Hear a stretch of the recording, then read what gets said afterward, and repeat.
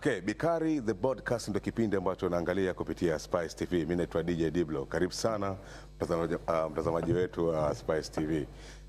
Leo bwana nipo na mgeni mashuhuri kabisa ambaye nitakuja kukuhadisia story yake refu sana kabla sijakutana mimi na yeye. Na nilimpata tabu sana kumuomba mpaka kukubali leo kuwa naye kupitia Bikari the Podcast. Karibu sana madam. Asante sana na nimefurahi pia kupata mwaliko wako hapa. Umependeza sana. Asante sana. Mara yako ya mwisho kuendesha ile range ilikuwa lini baada ya leo kuja nayo? Ni kawaida. Ni kawaida kwa sababu ndo usafiri wangu ambao natumia. Okay. Ndio. Na watazamaji wa Spice TV wanahitaji kukujua wewe ni nani, unajishughulisha na nini, kwa wapi wewe hapa Zanzibar unapatikana na vitu kama hizo. Asante sana. Kwanza kwa jina langu kamili naitwa Mwanahawa Suleiman Shauri. Lakini wengi wananifahamu kwa Mwanahawa Shauri. Kwa sababu ya kutumia utambulisho wa babu hapo mwanzo. Kwa hapa Zanzibar napatikana maeneo ya Chuini, ndio sehemu ambapo nimezaliwa huko na nimekulia huko pia. Wow. Hata hizi harakati za mjini huku naweza kusema sisi miongoni mwa wale tulokuja kwa ajili ya kusoma, basi ndio sisi. Kwa hiyo tumekuja mjini kusoma, mazingira yakatukubali na sisi tukakubaliana nayo, tukasonga mbele. Ya, mtazamaji, Mwanahawa ni mfanya biashara mkubwa sana hapa Zanzibar. Yeye ni moja kati ya support yangu mkubwa sana wa kunivisha nguo.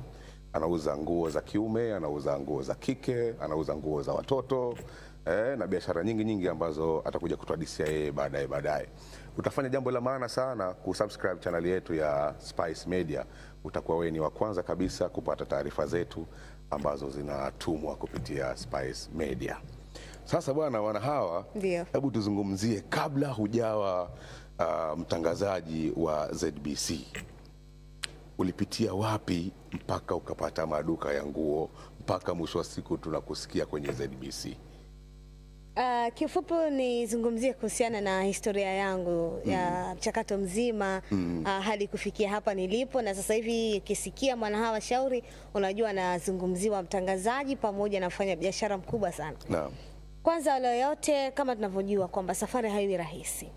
Unakuwa kuna changamoto za hapa na pale. Wakati nipo skuli kipindi hicho nakumbuka sekondari form 1. Nilikuwa ndo kuna zile klabu za shule, wapo wa mazingira, masuala mbalimbali ya biashara. Kuna walioenda kwenye biashara akina sisi na wapo walioenda kwenye mazingira. Miongoni mwa walioenda kwenye biashara nilikuwemo. Kulikuwa kuna mafunzo mbalimbali tunapatiwa pale. Kuna mafunzo tunapata kupata mafunzo kutoka kwa watu mbalimbali wakubwa ambao wamefanikiwa. Tunaonyeshwa jinsi gani ya kujitegemea baada ya kumaliza shule, ama usitegemee tu masomo peke yake ama elimu tu peke yake ikufikishe sehemu fulani.